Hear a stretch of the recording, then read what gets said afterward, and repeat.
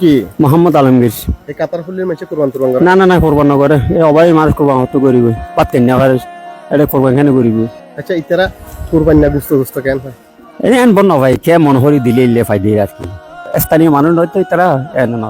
ও না এটা কোরবান হনে কে নগর আমা এটা কোরবান হতন করি গো মারা আসি দে আসর রুম তারা কোরবান করতে রুম না বা আজ আর সমান না আর আসি দি 10 জন 10 খাইতো তো এটা আর হনে দিব এনে পেট ভরা রোজ দেখি একখানা আনে দিলেও হাই ন দিলেও আর সমাজের মানুষে আর বেসমাজি দেয় আরারে গেলে ফুয়াইন্দরে তুরা দে এই নারা ফাইলেও হাই না ফাইলেও আরা খেয়ে আল্লাহ আল্লাহ রে খনিকে তো যদি গরু দিতে মনে হলে দিলে আর আটটানি আসতাম লন খুশি নইম কি আল্লাহ দোয়া নগরিব না বাজে হাইয়ের রু দোয়া নগরিব না গরিব গুন্নে আছে তা হাইনে বারে দিলি তুই না তা আসবান আরে ফল্লির মানুষে গরু দিলে গরু বেরোসুন করে বাঘ বরি এর যখন জরাই হাড়ি সিরি আনি এর 2 কেজি হোক 1 কেজি হোক 5 কেজি হোক বাঘ গরি এর খাইব তারা খুশি হইব রুও দোয়া করিব এরম হনিকে তুই কি মনে হনে দিতে বাজি। আমি জানি আমার এই রিপোর্টার কায়সার হামিদ ফেসবুক পেজে বহু ধনাঢ্য ব্যক্তি আছেন এবং যুক্ত আছেন অনেক সামাজিক সংগঠন এবং মানবিক ফাউন্ডেশন কমিটি সমিতি অনেকেই, এবং এটাও জানি আমার এই ভিডিওটি দেশ বিদেশ থেকে অনেকেই দেখবেন।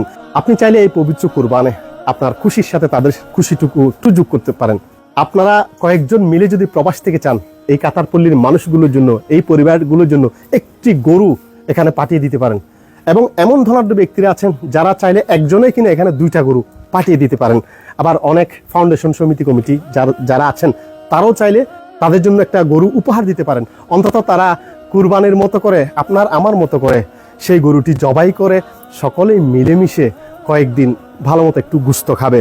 আপনি আমি তো মাসের পর মাস খাবো, তারা না হয় কয়েকদিন একটু আনন্দে থাকুক, কয়েকদিন ভালো মন্দ খাক, সেটা কি আপনি আমি সকলে চাই না? যদি আপনারা ওভাবে সহযোগিতা করেন, ডাইরেক্ট এই কাতারপল্লীতে এসে যারা আছেন তাদের সাথে যোগাযোগ করতে পারেন, এবং আমি রিপোর্টার কায়সার হামিদের সাথেও যোগাযোগ করতে পারেন, এবং আমার এই যে হোয়াটসঅ্যাপ নাম্বারটি আছে সেই নাম্বারও যোগাযোগ করতে পারেন। ভালো থাকবেন, সুস্থ থাকবেন, দোয়া করবেন এবং আপনার পাশের জনগুলোকেও ভালো রাখার চেষ্টা করবেন। আল্লাহ হাফেজ, আসসালামু আলাইকুম ওয়া রাহমাতুল্লাহ।